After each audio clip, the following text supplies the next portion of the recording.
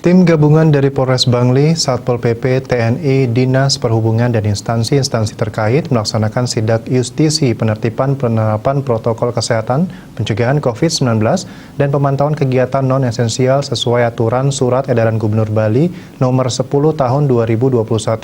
SE menekankan pelaksanaan kegiatan dalam sektor non-esensial ditutup dan pemberlakuan bekerja dari rumah atau work from home 100%.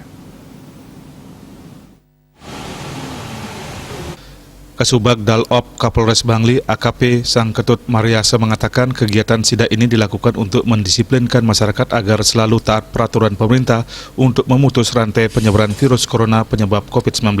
Kegiatan ini menyasar jalur Susut menuju Kintamani.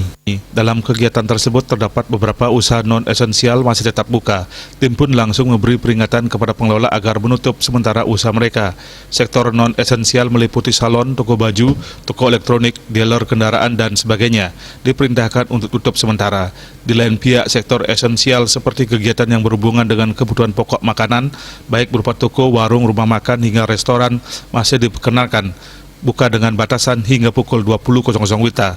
Sektor esensial lain di perbankan, sektor kelistrikan seperti PLN, Telkom hingga PDAM juga diperbolehkan tetap beroperasi. Aturan tersebut berlaku selama penerapan PPKM darurat. Nanti ada ngurus mesin udah belajar gitu kan. Sementara kami yang numun bungi. Oh, niki tutup numun atau mungkin kalau memang ada yang perlu dados daging nomor telepon. Nggih. Apabila masih ada sektor non-esensial yang tetap buka, pemilik usaha terancam sanksi, bahkan hingga pencabutan izin usaha. Keramaian terutama di Petokon, salah satu toko yang ada di sini melakukan pelanggaran non-esensial, yang menjual pakaian, kemudian membuka konter fashion tidak boleh. Di jalurnya hari ini ya dari Putra Yuga langsung ke Kintamani. Kintamani kita melaksanakan kegiatan WhatsApp juga untuk memberikan pendisiplinan kepada masyarakat mempergunakan masker yang mereka keluar. Jadi itu saja. Kegiatan rutin kan?